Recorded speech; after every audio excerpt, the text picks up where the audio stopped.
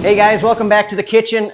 We are finally making some progress. It's starting to look like a kitchen again. We got the cabinets built, we got some of them hung up, we got the toe kicks for the bases all leveled into each other. We even have the subfloor underneath those cabinet toe kicks down and ready to go.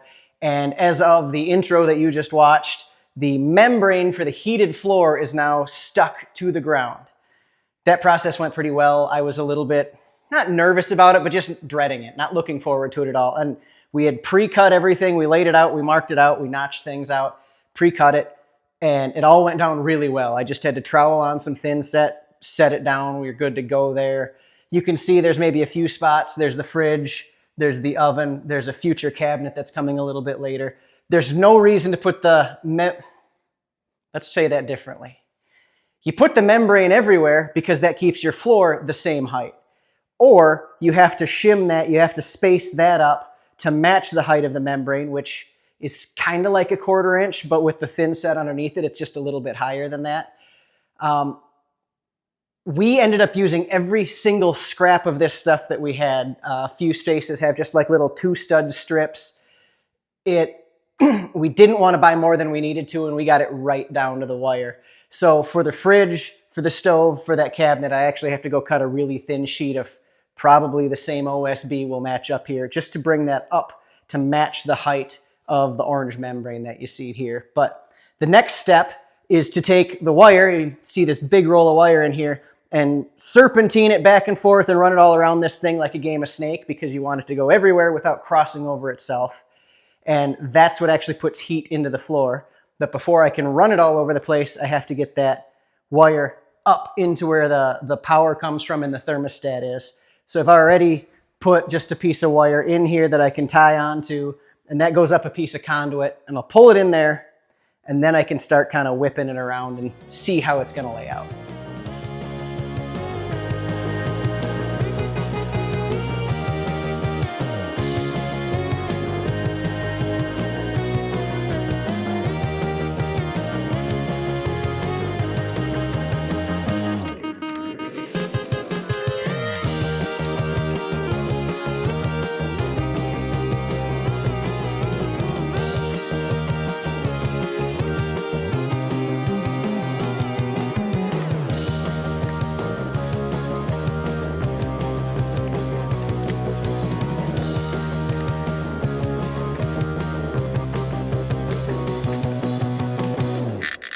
Okay, the heating element is in the floor. Let's take a closer look for just a second.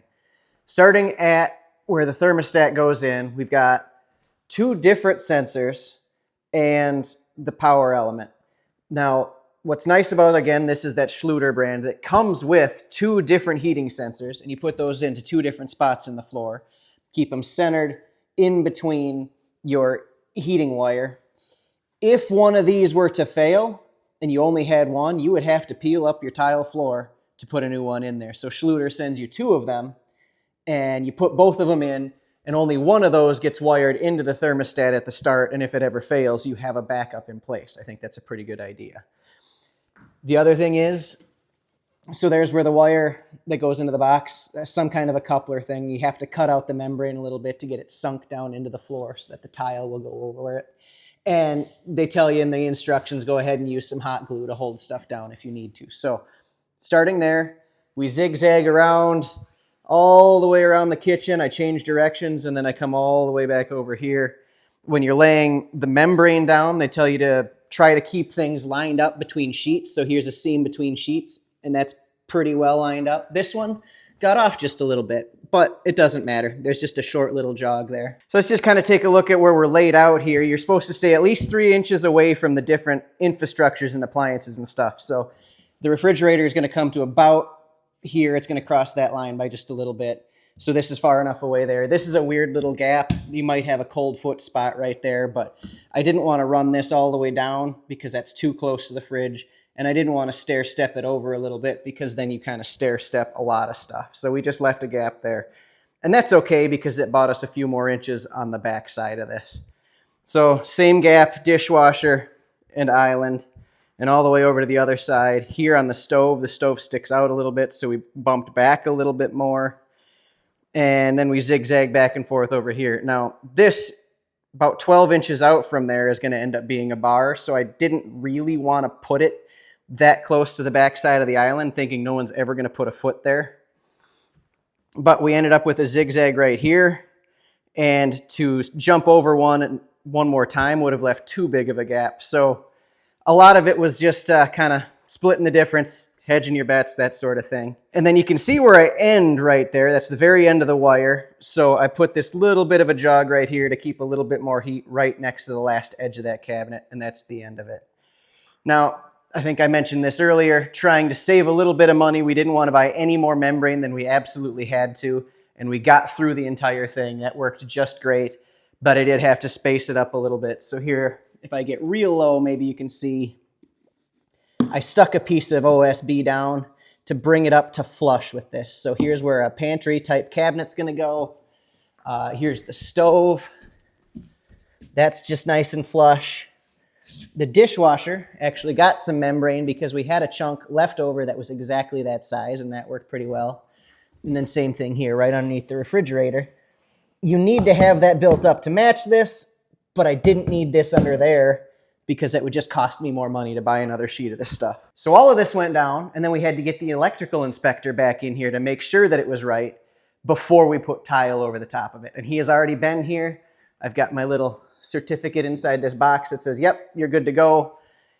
I asked him specifically, can I put tile down? Yep, go for it. I said, when do you come back again? He said, when you're all done. When the backsplash is done, when the outlets are hooked up, when everything's ready to go, just before we move anything back in here, he'll come back and test every outlet and make sure that we're really, really done and ready. But at this point, I can do the tile, which is supposed to happen, well, tomorrow. As I'm recording this, my brother-in-law is pretty good at tile. He's going to come down and give me a hand. I'm going to be the saw monkey, and he's going to be the smart person, and we're going to get it all set down and good to go. This is the stuff that Katie picked out. Just a little bit of color in there, a little bit of browns, a little bit of blues and grays in some of them. One cracked piece. Hopefully it's not more than one. Two. Uh-oh. Yeah, it looks like two cracked pieces, but that'll be okay because we have to cut out a few of them anyway, and we bought extra. So anyway, time to move on to the tile.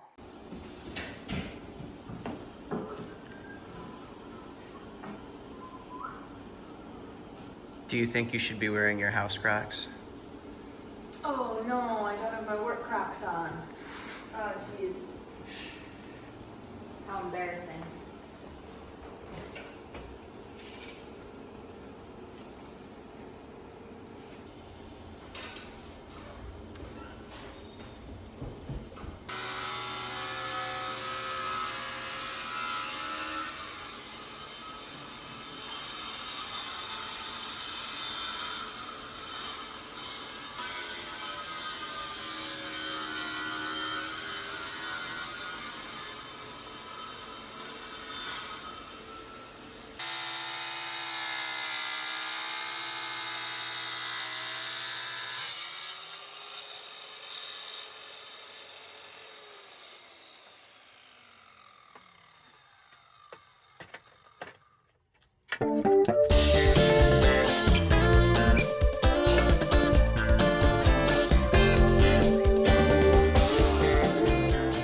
So here we have Katie and her brother Phil working on the tile. We've made a lot of progress so far, and by we, I have just sort of run around and done as little as possible while Phil does all the work, and Phil is now thinking, gosh, I wish they would have stayed in Wyoming.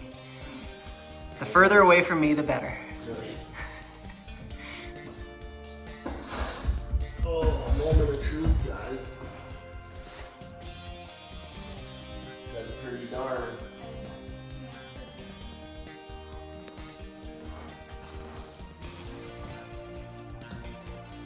Well, that was our only one that we had. Really?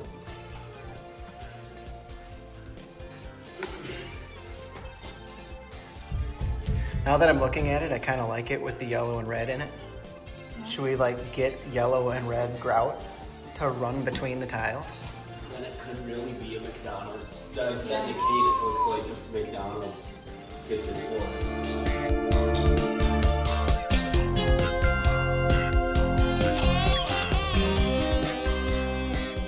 That was a big day.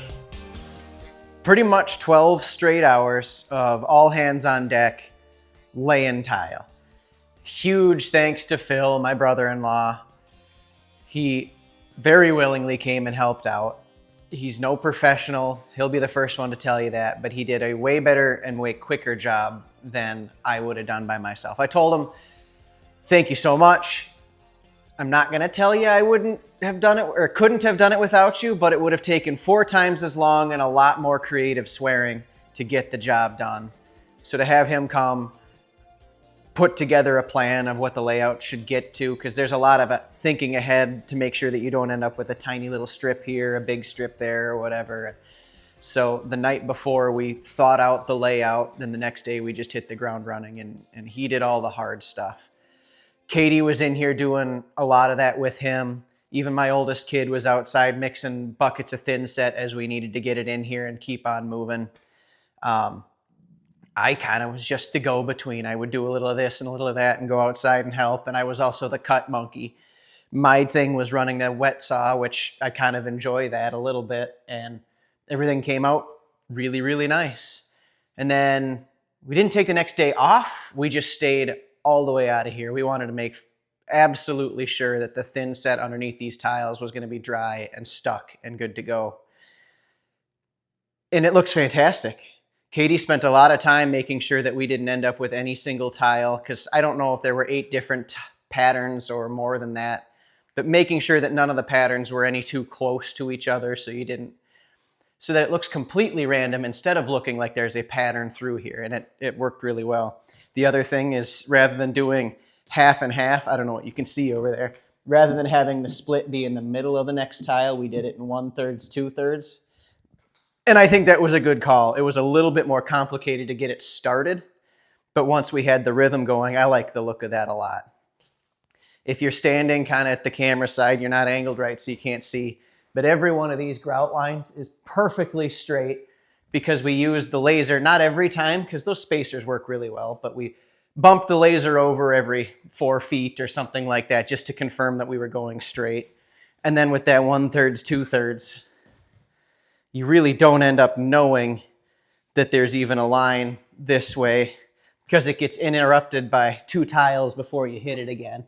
And you'd have to be looking real close to find a wonky line, and we're good there. So the other thing that I did a little bit different this time was use different spacers. Usually, I don't see them here.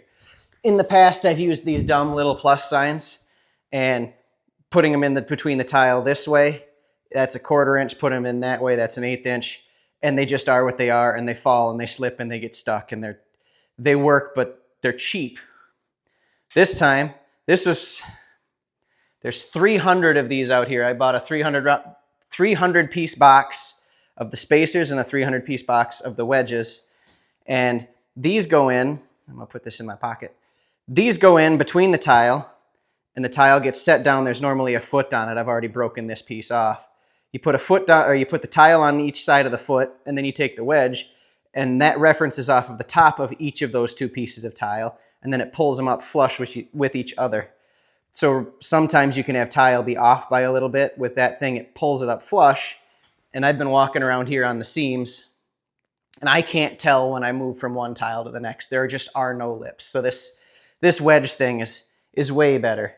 And after giving it 36 hours without really being in here, everything is nice and set up and cured, and you can see I've cleaned off some of this floor, but you take a non-marring mallet and you go to those spacers and you just start whacking them.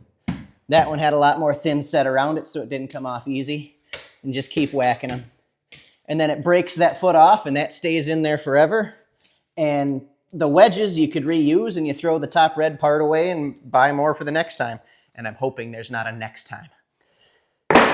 But I know that there is because we already bought enough tile to do the entryway. Anyway, that is the next step here. I'm going to run through this room, bust off all of those things, and then I have to clean out the space in between the tile so that there's enough room for grout. Now, if you watch those time lapses, you could kind of see as we went, Katie and I were both on our hands and knees trying to clean out as much as that as we can.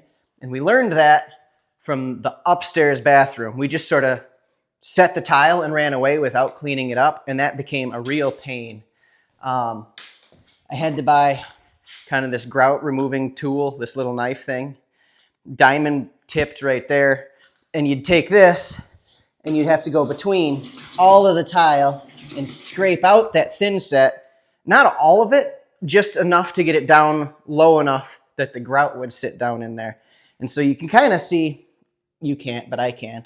Everywhere there was one of those spacers, there's a little bit more thin set than anywhere in between them.